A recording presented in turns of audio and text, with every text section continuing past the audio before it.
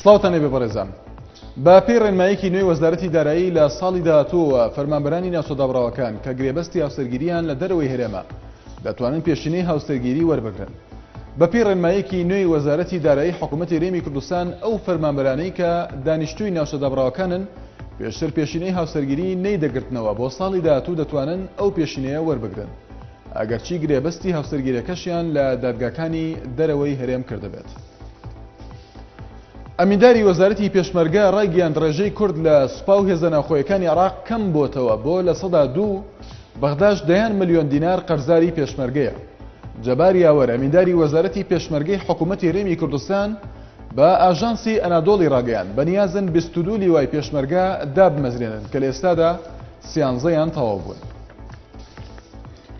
بەپێی ئامارەکانی هاتوچۆی هەرێمی کوردستان لە ماوەی 10 مانگی یەکەمی ئەم ساڵدا بەهۆی ڕووداوەکانی هاتوچۆوە 780 کەس لە هەرێم گیانیان لەدەستداوە و 10540 کەسیش بریندار بوون.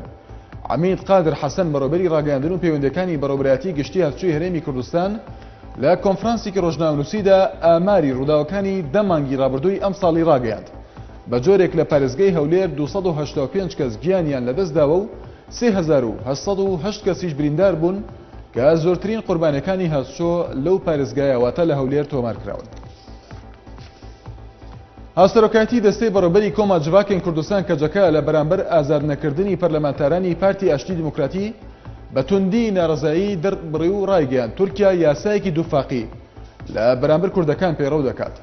ئاژانسی فرات نیوز نزیک لە پارتی کرێکارانی کوردستانەوە بڵاوی کردەوە هاوسەرۆکایەتی دەستەی بەڕێوەبەری کۆما جڤاکێن کوردستان کەجەکە لە لێدوانێکدا لە بەرامبەر ئازاد نەکردنی پەرلەمانتارە گیراوەکانی پارتی ئاشتی دیموکراسی بەدەپا بە توندی ڕەخنە لە حکوومەتی تورکیا دەگرێت و ڕاشی گەیاند پارتی داد و گەشەپێدانی تورکیا یاسایەکی دووفاقی لە بەرامبەر کوردەکانی تورکیا پەیڕەو دەکات و باجی ئەو بڕیارەش دەدات.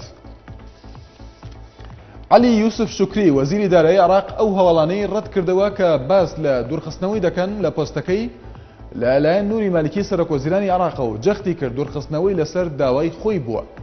عەلی شوکری لە لێدوانێکدا بۆ ماڵپەری سۆمەریە نیوز ڕایگەیاند خۆی داوای کردووە لە پۆستی وەزارەتی دارایی لا ببرێت دوای ئەوەی بۆ ماوەی ساڵێک لەو پۆستەدا بووە بە وەکالەت. شاد و بەختەوەر بن.